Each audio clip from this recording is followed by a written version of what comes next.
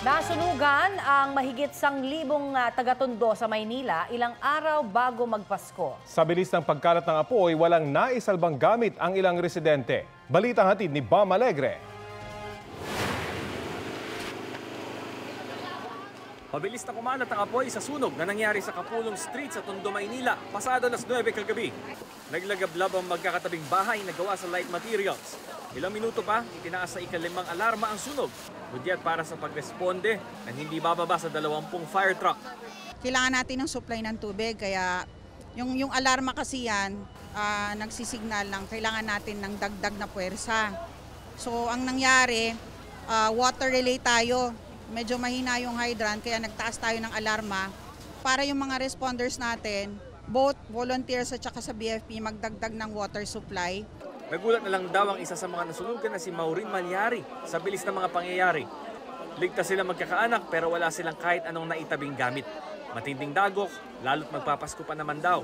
Ito lang po, kasi lang paborito po ng apo ko itong may hydrocephalus eh. Wala po kaming naligtas kahit ano, lahat po ubos talaga. Gano'n po kabilis yung mga pangyayari?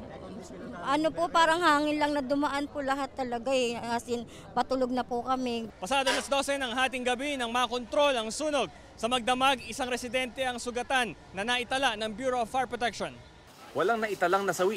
Tinataya nasa 200 bahay ang natupok habang mahigit 1,000 individual ang naapektuhan ng sunog. At humigit kumulang 1.4 million pesos ang halaga ng pinsala. Inaalam ng mga investigador ang pinagmulan ng apoy. Light materials yung makeup nito mga bahay dito, so alam naman natin, may mga junk shop tayo dito, may aircon, so dagdag yan na nagpapabilis dun sa combustion, no? So may mga chemicals dyan na lalong lumalaki yung sunog. Isang paalala din po yung proper housekeeping natin, yung mga basura natin, itapon na yung mga karton-karton kasi mabulis lahat yan. Bam Alegre, nagbabalita para sa GMA Integrated News. Mahigit 50 pamilyang inilikas sa Puerto Princesa sa Palawan dahil sa pagbabaha. Sa ulat ng Super Radio Palawan, pansamantala silang mananatili sa Mini City Hall ng Barangay Luz Viminda. Nagdulot ng pagbaha ang malakas na ulan na dala ng low pressure area na dating bagyong Kabayan. Nakatutok naman ang CDRRMO sa posibleng epekto ng masamang panahon sa lungsod. Samantala, nakabiyahe na patungong Bacolod ang mahigit 600 delegado ng 18th National Jamboree matapos mas-trans sa Dumangas Port sa Iloilo. Sa ulat ng Super Radio Iloilo, pauwi na sana ang mga delegado nang makansela ang mga biyahe dahil sa sama ng panahon. Binigyan sila ng tulong ng LGU pati ng Philippine Ports Authority ng Dumangas.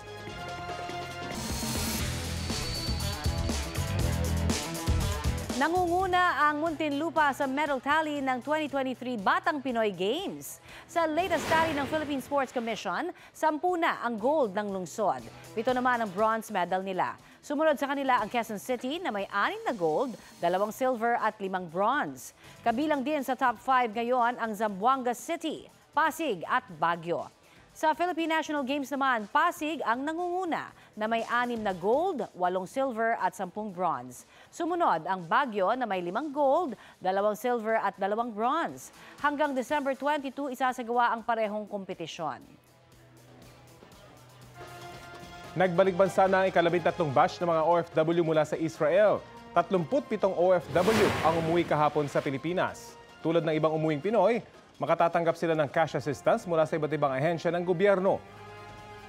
Sa kabuuan, mahigit 400 Pilipino na sa Israel ang na-repatriate simula ng sumiklab ang gyera roon. Ayon sa Department of Migrant Workers, may 76 pang nakalista na gusto na rin umuwi mula sa Israel. Sa mga may credit card o nag-a-apply para magkaroon nito, maging alerto po kayo sa mga nagtatangkang mag-clone nito. Balitang hatid ni John Consulta. Sa operasyong ito sa Quezon City, 4 ang arestado, kabilang ang sinasabing gumagamit ng clone na credit cards sa mga mall. Nakuha mula sa suspect ang ilang peking ID at isang item na binili niya gamit ang clone credit card. Aminado ang suspect sa krimen. Pagkaabot po sa akin ng card, sila na po nagsasabi kung ano po bibilin ko sa mall. Mga cellphone po. Mga laptop po. May 200,000, 100,000. Pagka nakabili ko po, binibigay ko na po sa kanila. Basta sabi lang po nila sa akin 10% po yung mapupunta sa akin. So ito nangyayari, makikita na lang yung may-ari ng car, magtataka, paano nabawasan yung card ko? Paano bumili ako ng ganito? Wala pa naman akong ginagamit. Patong-patong na reklamo ang kinakaharap ng suspect na nakakulong sa NBI. Sa isang eksklusibong video, kita sa kuha ng CCTV ang isang babaeng bumibili ng mamahaling cellphone gamit ang credit card. Yun pala, ang ginagamit ng babaeng credit card ng ibang kliyente na biglang nagkautang ng 80,000 pesos para sa cellphone na di naman niya binili. Itong ating mga sindikato, umiikot sa mga junk shops, sa iba't ibang lugar, namimili sila ng mga used cards. O kaya, yung mga card na tinapon, kinukuha nila, and then fina-flatten nila ito, ini-erase nila lahat ng information hanggang sa maging blank card siya. Imagine from the bank, yung mga for delivery na mga cards o bank cards. During en route, i-intercept ito ng ating mga sindikato, and then pag nakuha nila yung mga legit na cards, i-shift nila to o papalitan ng mga peking card. So in effect, yung dadalhin ngayon ng courier doon sa mga recipients ng card natin, yung mga clone card na. Sa sino man makapagbibigay ng impormasyon sa identity ng suspect, maaaring ipagbigay alam sa NBI Cybercrime Division. At paalala ng mga otoridad, bago itapon ang expired na cards, gupitin muna ang magnetic strip at chip dito upang hindi makompromiso ang inyong mga impormasyon. John Consulta, nagbabalita para sa GMA Integrated News. Ngayong uso ang paggabihan sa mga party, reunion o shopping, pinalawig ang oras ng biyahe ng LRT at MRT. Simula po ngayong araw hanggang sa Sabado, December 23, 10:30 p.m. na ang last trip ng MRT3 mula sa North Avenue Station. 11:05 p.m. naman ang huling biyahe mula sa Taft Avenue Station. Kung galing naman sa Baclaran, 10:45 p.m. ang last trip ng LRT1 at 11 p.m. naman kung galing sa Fernando Poe Jr. Station. Para naman sa LRT2, 10 p.m. ang last trip mula sa Antipolo Station, habang sa Recto Station, 10:30 p.m. ang huling biyahe. Ayon kay Transportation Secretary Jaime Bautista, tugon nila ito sa pangangailangan ng mga pasahero ngayong Christmas rush. Sinimulan nang ipamahagi ang 18,000 pesos na service recognition incentive sa halos 1 milyong staff at guro ng Department of Education. Ayon sa DepEd, may kaltas na buwis ang cash incentive. Sa ngayon, 7 rehiyon kabilang ang Central Luzon at Western Visayas ang nauna nang namahagi ng insentibo. Target itong makumpleto bago magpasko. Bukod sa paghahanda sa Pasko at pagpapalit ng taon, pinaghahandaan na rin ang pagbabalik naman ng traslasyon matapos ang ilang taon. Ngayon pong umaga may isinagawang operasyon sa isa sa mga ruta ng prosesyon. May ulat on the spot si Oscar Oida. Oscar? Yes, Connie, alas 9 ng umaga nang simulan ang wire clearing operation sa Meralco dito sa may Ronquillo Street sa may kanto ng Sales, nasasakupan ng Quiapo, Maynila. No, target nila na mayalis itong mga kabling nakakabit sa poste ng Meralco na hindi dapat nakakabit at nakakaapekto sa integridad ng kanilang mga poste. Karamihan daw dito ay mga linya ng telcos na ikinabit noong panahon ng pandemya. Paglilinaw naman ng Meralco, bago pa man ang operasyon ay nakipag-coordinate daw sila sa mga concerned telco companies nang sa ganun may iayos nila ang kanilang mga koneksyon at di maantala ang kanilang serbisyo. Ang operasyong ito, Connie, ay alinsunod na rin sa request ng local government ng Maynila bilang paghahanda sa isasagawang traslasyon sa lugar sa darating na January 9. Connie? Maraming salamat, Oscar Oida. Mabibilis na balita po tayo dito sa bansa. Sa Davao City, 5 ang sugatan matapos mabangga ng fire truck ang sinasakyan nilang tricycle. Batay sa investigasyon, ireresponde sana sa sunog ang fire truck nang biglang sumulpot sa lane nito ang tricycle na nag-overtake sa isa pang sasakyan. Nabundulo-tuloy ng fire truck ang likuran ng tricycle. Paalala ng City Disaster Risk Reduction and Management Office, pagbigyan sa kalsada ang mga emergency vehicle. Sa Palawan naman, tumaob ang isang bangka na nagsasagawa ng island hopping sa dagat na sakop ng El Nido. Base sa investigasyon, pabalik na ang bangka nang salubungin ito ng malakas na hangin at alon. Nasagip naman ng mga taga Coast Guard Station Northern Palawan ang nasa 20 sakay ng bangka. Muling bubuhayin ng gobyerno ang Task Force El Nino. Nakatakda pong maglabas ng executive order si Pangulong Bongbong Marcos kaugnay nito ayon kay Defense Secretary Gibo Teodoro. Layo nitong paghandaan ang inaasahang epekto ng El Nino sa unang bahagi ng 2024. Tututukan ng task force ang food, water at energy security, pati ang epekto ng El Nino sa health at public safety. Magsisilbing co-chair ni Teodoro sa task force si Science and Technology Secretary Renato Solidum Jr. Dagsana sa ilang bus terminal ang mga pasaherong pauwi na po sa mga probinsya para doon magpasko. Kaya naman kamustahin na po natin ang sitwasyon dyan sa Cubao sa ulat on the spot ni Joseph Moro. Joseph! Yes, Connie, tuloy-tuloy na nga ang pagdating ng ating mga kababayan na uuwi sa kanilang mga probinsya ngayong Kapaskuhan. Tulad dito sa Cubao ay walang patid yung dating ng mga pasahero simula kaninang umaga at ito yung mga papunta naman ng norte sa Zambales, Rafi, at saka sa Baguio. Maaliwalas naman sa bus station at may mga pila para sa mga bibili ng ticket kahit advance booking ay pwedeng gawin dito. Ang ilan sa mga nakausap natin pauwi ng Zambales para doon na magdiwang ng Pasko na long weekend. Sana all dahil holiday ang December 25. At 26 po yan na Lunes at Martes. Pamilya Connie ang umuwi at inaasahan ng Department of Transportation na sa December 22, Biyernes hanggang December 24 ang pinakadagsa ng mga pasahero. Kahapon sa PTEX, kung saan nandun tayo kahapon, ay nakapagtala ito ng 116,000 na mga pasahero na at inaasahan 2.6 million na mga pasahero ang gagamit ng PTEX mula December 15 hanggang January 3. Samantala, yung LTFRB ay magpapalabas naman ng mga special permit.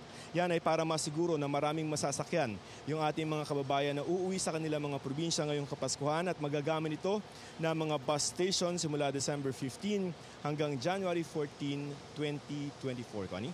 Yes, Joseph, speaking of pagre-release ng mga special permits, sinasabi kasi ng LTFRB na meron na daw silang mga booth na itatalaga sa mga bus station just in case kakailanganin yung extra ng ilang mga bus services po ng ating mga kababayan. Meron na ba tayong mga namamataan na nagbibigay niyan?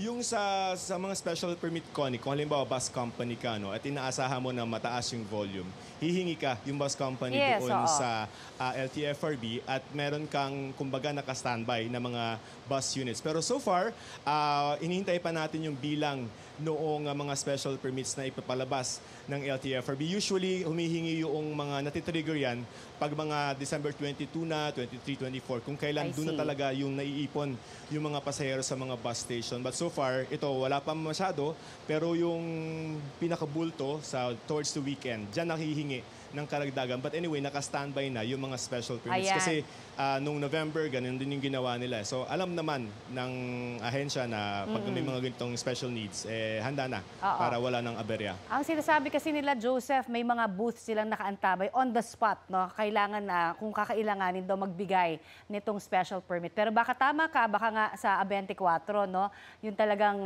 bulto, sila dyan ay magkakaroon ng mga sinasabing standby na magbibigay ng on the spot special permit.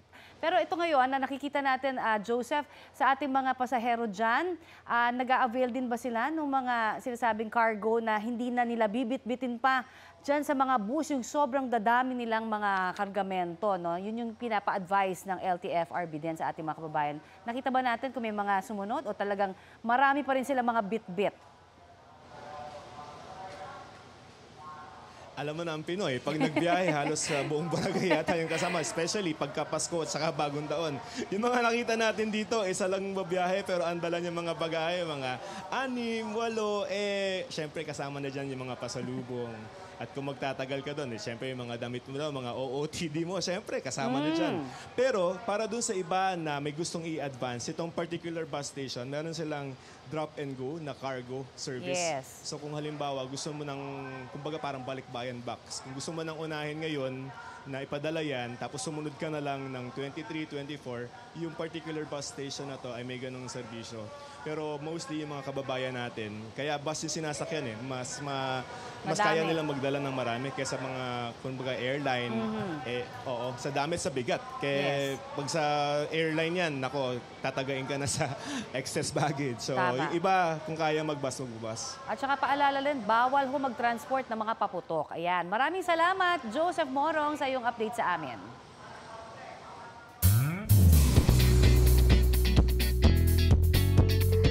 Wednesday mga mare! Nag-react si Chris Bernal sa nagva-viral niyang haircut sa Starstruck noong 2006. Sa IG stories, ni-repost ng aktres ang throwback video na shinare ng GMA kasabay ng National Emo Day. Biro ni Chris na trauma raw siya, sabay sabing, "Charet!" Kuha ang video sa pagsalang ng Starstruck Season 4 hopefuls sa isang makeover. Para kay Chris, trim-trim lang sana pero ang naging outcome, mala-anime na haircut. Kaya si Chris naging emotional sa kanyang emo hairstyle. Sa dulo ng season, isa si Chris sa winners bilang Ultimate Love Team with Martin Escudero.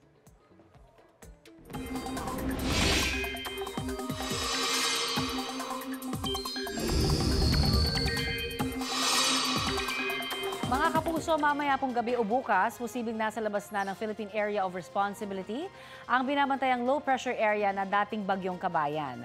Ayon sa Pag-asa, mababa po ang tsansa nito ang maging bagyo.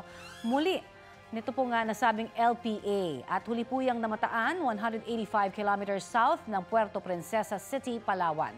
Sa kabila po niyan, nagpapaulan pa rin ang trough o extension ng LPA sa western section ng Luzon at Visayas at nagdadala rin po ng masamang panahon sa ilang bahagi ng bansa ang shear line o ang pagsasalubong ng malamig na amihan at mainit na easterlies. Bukod po sa LPA at shear line, uulanin din naman ang northern at central Luzon dahil sa hanging amihan. Pinaalerto naman ang mga residente sa Quirino at Nueva Vizcaya mula sa banta ng baha o landslide matapos maglabas ng rainfall advisory sa mga nasabing lugar. Sa mga susunod na oras, makararanas ng ulan ang ilang bahagi ng northern at southern Luzon, Visayas at Mindanao. Base po yan sa rainfall forecast ng Metro Weather. Mababa naman ang tsansa ng ulan dito sa Metro Manila. Ibinasura ng Pasay City RTC Branch 115 ang kasong estafa laban sa ilang nagpanggap umanong staff ni Senador Win Gatchalian.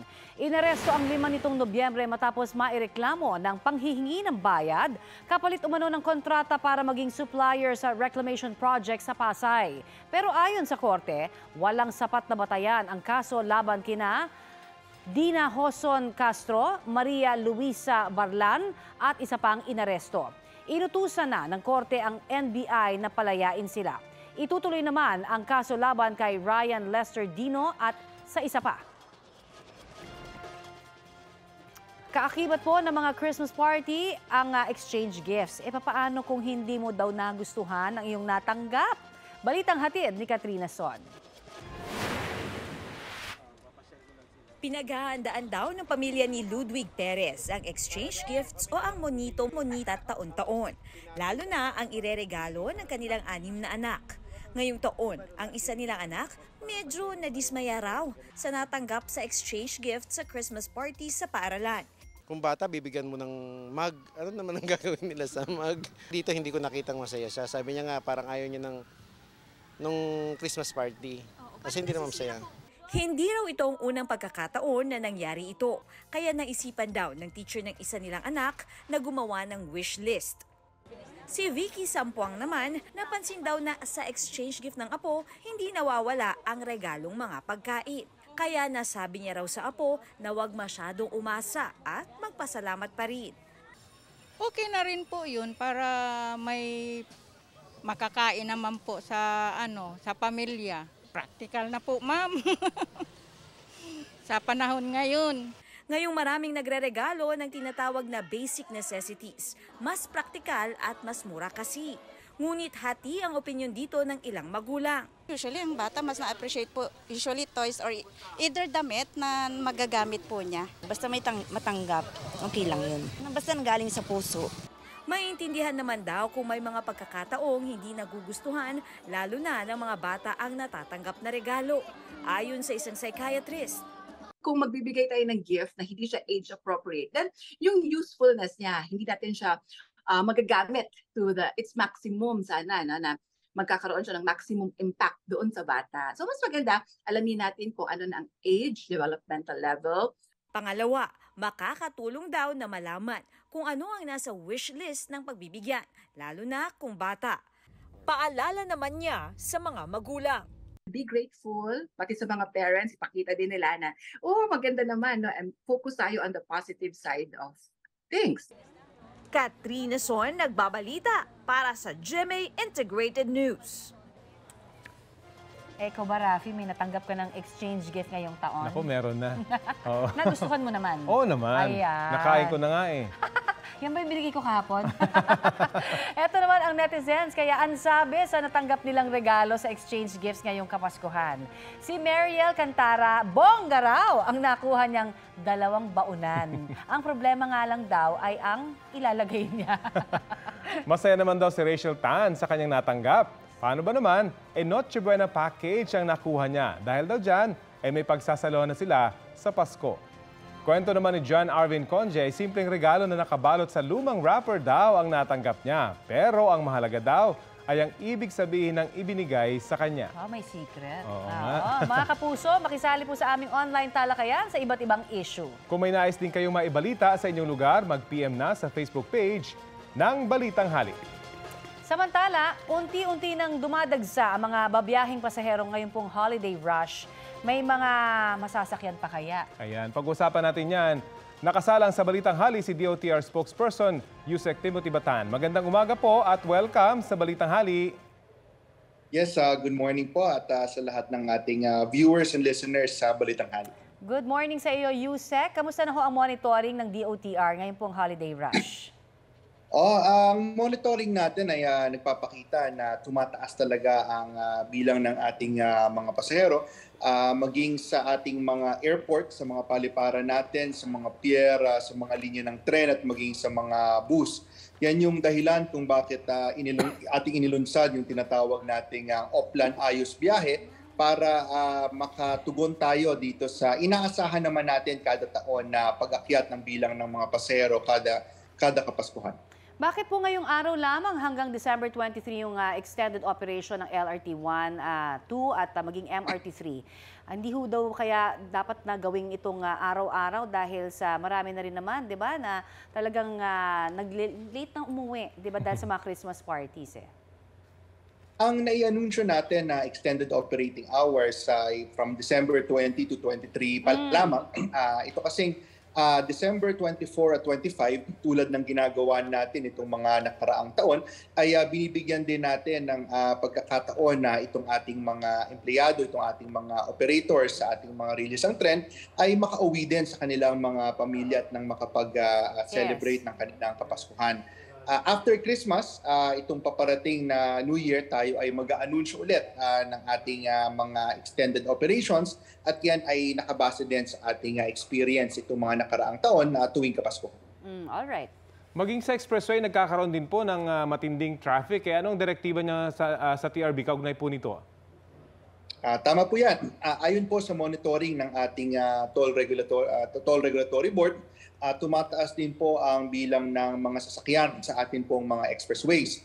Isa po sa mga paghahanda na ating isinasagawa dyan ay yung mas maraming monitoring para po kung sakali man magkaroon ng insidente ay agad na marespondihan at mabawasan po yung abalang dinudulot nito sa trapiko. Meron din po tayong mga roadside assistance kung meron pong mga nasisiraan o mga kailangan po ng tulong sa atin pong mga users ng ating mga expressway ay agad-agad din po tayong makakatugon. So madalas po ba mga aberya ang dahilan nito? O volume ng mga sasakyan yung dahilan? Kasi kuminsan sa mga exit doon nagkakaroon ng bottleneck.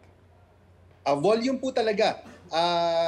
taon-taon po nakikita natin na ito pong pag-akyat ng bilang ng mga sasakyan sa ating expressway ay nagkukos po ng mga bottlenecks lalo na sa ating mga exit. Kasi po kahit na maganda ang daloy ng traffic po, kahit na maluwang halimbawa ang traffic sa loob po ng expressway, kung yung lalabasan naman po natin ng mga lansangan ay masikip na din dahil nga rin po sa dagdag na sasakyan, dahil dito sa ating holiday season ay talaga pong tutukod po all the way back to the expressway yung pila pagminsan. Ayun nga lang.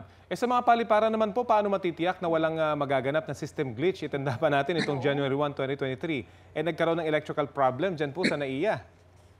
Opo, ito pong nangyari sa atin pong glitch po noong January, noong bagong taon ng earlier this year. Na-identify na po natin kasama po ang ating Civil Aviation Authority of the Philippines o CAAP kung ano po ba ang root cause niyan. At ang root cause pong nakita niyang glitch sa ating air navigation system ay electrical base. So ito pong buong taon ng 2023, ating pong CAAP ay bumili na po ng dagdag na mga equipment. Sila po ay nagdagdag na po ng mga electrical equipment para po maiwasan na maulit yung nangyari sa atin po noong bagong taon ng 2022 to 2023. Sana nga po, pero ang asahan talaga dapat ng mga motorista, matraffic po ngayong holiday season. Maraming salamat po sa inyo. Maraming salamat po at happy holidays po. Merry Christmas. Salamat po. Merry Christmas sa inyo. DOTR spokesperson Yusek Timothy Batan. Hinilala na naman ang sarap ng ilang pagkaing Pinoy sa international scene. Taas kamay ang mga may paborito sa sinigang na pasok sa 100 best dish in the world ng travel and food website na Taste Atlas. Mula sa halos 11,000 entries, pang 97 ang sinigang. Nakakuha po ito ng rating na 4.48 out of 5. Ayon sa Taste Atlas, sakto ang sour lightness na lasa nito sa tropical heat ng bansa. Eto pa sa pickling o burong pagkain na category naman, 4th best rated ang papaya dish na atsara. Refreshing daw kasi ang flavor nito na matamis, maasim at maanghang na nako-complement sa iba pang mga Pinoy dishes. Pantanggal umay, kumbaga, di ba?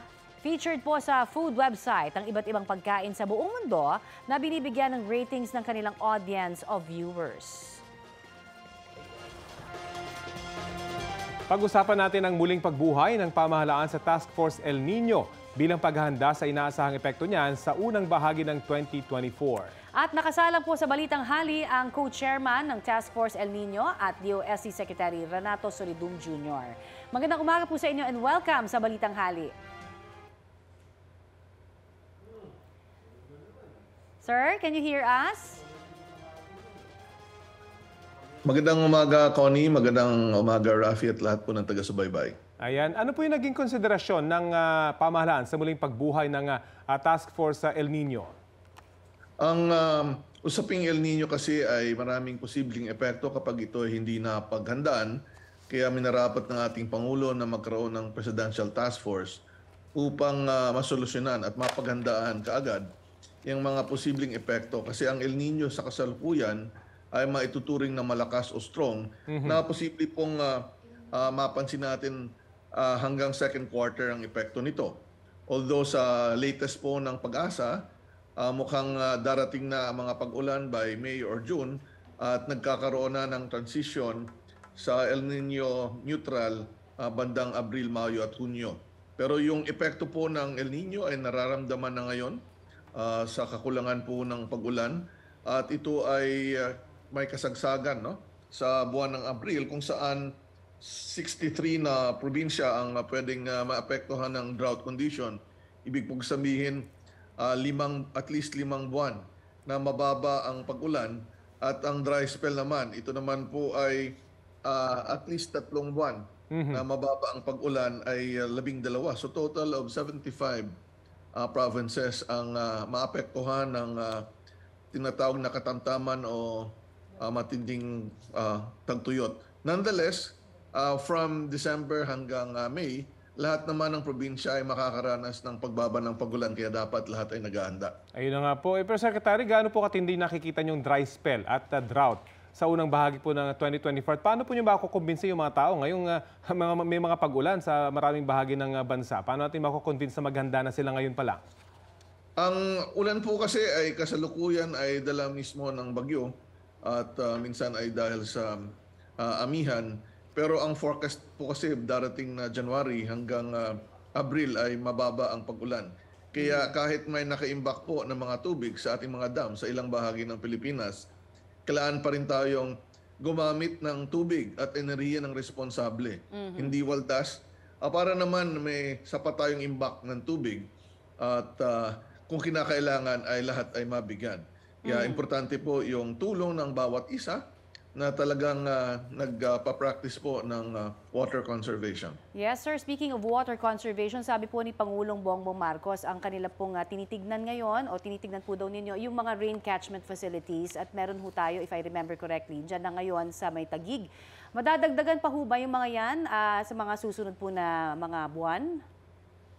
Meron pong mga plano tayo at ito naman po ay ongoing, lalong-lalo na yung construction ng Kaliwa Dam Project na nasa Sierra Madre at sa Wawa Project. So in the long term, ito po yung mga katulong. Pero ang talagang short-term activities ay maayos din. Ang mga irrigation facilities at syempre, yung mga water transmission pipes dapat po ay maayos ng ating water utilities, mga water concessionaire na hindi mag-leak ang tubig para makatipid tayo. Sa Task Force El Nino, sir, may budget na tayo dyan na nakalaan para masaayos po yung mga priority projects po natin na yan? Meron naman, but the important thing is, sa kasalukuyang status ng ating kahandaan, pwedeng gamitin ng mga departamento yung pondo para sa kanilang mga proyekto from the regular budget. No? At kung sakaling kailangan naman ay magkakaroon tayo ng dagdag na suporta from the Department of Budget Management. Pero sa kasalukuyan, ito po ay kayang tustusan ng mga departamento. Alright. Marami pong salamat sa inyo pong binigay sa aming oras sa Balitang Hali. Maraming salamat din. Yan po naman si Task Force El Nino Co-Chairman at DOST Secretary Renato Solidum Jr. Ikinadismaya ng mga kaanak ng ilan sa mga nawawalang sabongero ang pansamantalang paglaya ng 6 na itinuturong sangkot sa kanilang pagkawala. Balitang hatid ni Salima Refran. Nakapagpiyansa na ang mga akusado sa pagkawala ng mga sabongero sa Manila Arena noong Enero 2022. Ayon sa impormasyon ng National Prosecution Service, nakapagbayad na ng surety bond sa korte ang Manila Arena security personnel na sina Julie Patidongan o alias Dondon, Glier Codilla, Mark Carlos Zabala, Virgilio Bayog, Johnny Consolacion at Roberto Matellano Jr. Kahit non-bailable ang mga kinakaharap na kaso, pinayagan ng korte ang kanilang petition for bail.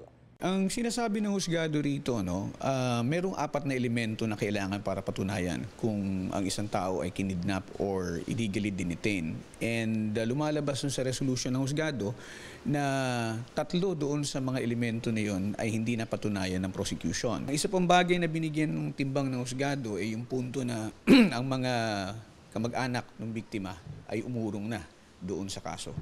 Kabuoang 3 million pesos kada akusado ang tinakda ng Manila RTC Branch 40 na piyansa para sa tig-6 na count ng kidnapping at serious illegal detention sa pagkawala ng 6 na sabongero. Pero imbes na bail bond, surety ang pinili ng mga akusado. Ang surety ay ang pagbabayad lang ng porsyento ng piyansa. Sa bail bond naman, ang inilagak na pera ay nakukuha ng buong halaga ng akusado matapos ang paglilitis. Sa surety, wala nang ibabalik sa mga akusado. Noong Biyernes ng gabi na makalabas sa Camp Vicente Lim ang mga akusado. Maghahain naman ng motion for reconsideration ang prosekusyon laban sa pagpayag ng korte na makapagpiyansa ang mga akusado. Dismayado rito ang mga pamilya ng mga nawawalang sabongero. Kailangan magpaliwanag ng DOJ kung bakit nag-grant yung yung petition for bail nila. Maliwanag naman dun sa pinail na kaso sa kanila na no bail yun. Nanawagan ako sa kanila na sana naman bigyan nila kami ng magandang update bakit ganun yung nangyari.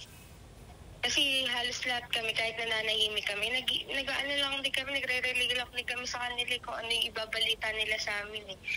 sa tagal ng pananahimik nila na wala silang binibigay na update, ito pa ba yung ibibigay nilang pamasko sa amin? Gagawin ng department, no, ang lahat ng pwede niyang gawin para mailahad ang ebidensya na meron tayo. Pero dapat din natin tanggapin yung punto na ang prosecutor ay kasing husay lamang ng ebidensya na meron siya. Sa kahuli-hulihan, ang husgado pa rin ang magdidesisyon. Learning from this lesson, kung ano yung kulang dito, yun ang mga bagay na sana mapunuan natin dun sa mga kaso nila.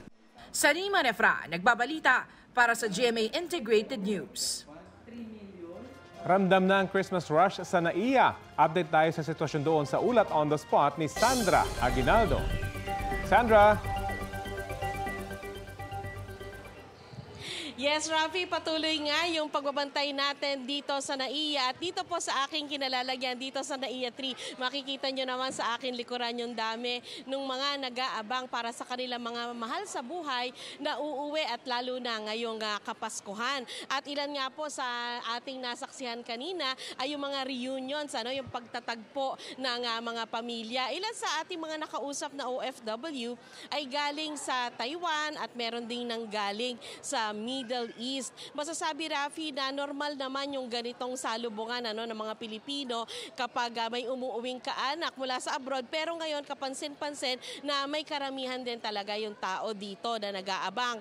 Ayon sa DOTR at NAIA, ay nag-expect sila ng 138,000 passengers daily sa NAIA ngayong Kapaskuhan. Ilan sa mga nakausap din natin ay nagsabi na ilang taon silang hindi nakauwi dahil nga daw sa pandemya, kung kaya kakaiba yung pananabik, ika nga Rafi, dun sa muling pagkikita nila ng pamilya at para na rin maranasan muli yung Pasko sa Pilipinas. Dahil kami po ay nasa arrival area po ng NAIA, ang dinaanan naming security ay yung X-ray scanner, no? Pero masasabi na doon sa departure area ay mas mahigpit ang pagdadaan ng security check ng ating mga kababayan.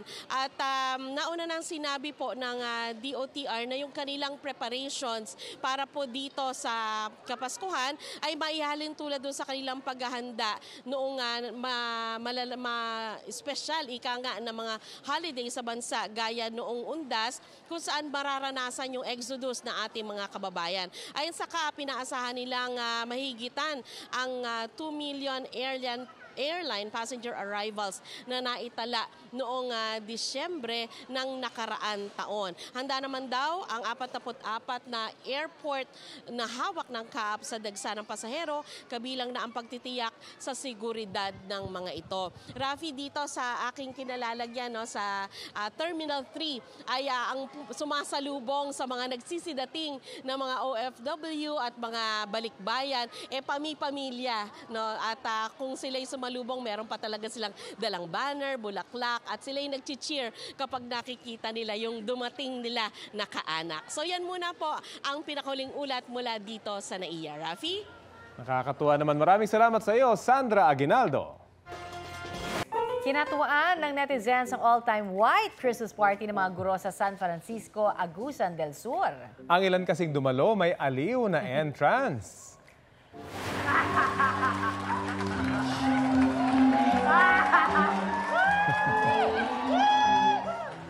Yan ang wedding entrance ng teacher na si Joven Carbon. Suot-suot ang white gown, white veil and flowers pa. Pagkatapos ng kanyang rampa, inihagis pa niya ang dala niyang bouquet para saluhin ng ilang guest.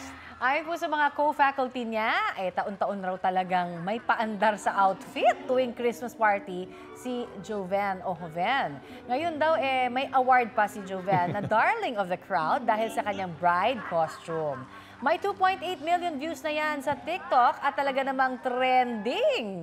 Nako, no pressure pero aabangan po namin yung costume mo next year. Yes. Ang bongga, di ba? Umaten ka ng all white. Christmas. Hindi, at trahe de boda ka. Kasi nga white, naman, all tama. White nga naman all kasi. white nga naman. Ayan. Pero yan abangan talaga natin yung kanyang costume next year. Oo nga. Taon-taon daw May headdress siguro siya. Taon-taon daw. Baka pabongga ng pabongga yung kanyang costume. Pero aliw Yes, good job, teacher. Ayan, ito po ang Balitang Hali. Bahagi po kami ng mas malaking misyon. Ako po, si Connie Sison. Rafi Timo po. Kasama nyo rin po ako, Aubrey Carampet. Para sa mas malawak na paglilingkod sa bayan. Mula sa GMA Integrated News, ang News Authority ng Filipino. Mga kapuso, para sa mga maiinit na balita, mag-subscribe sa GMA Integrated News sa YouTube. Sa mga kapuso abroad, subaybayan niyo po kami sa GMA Pinoy TV at sa www.gmanews.tv.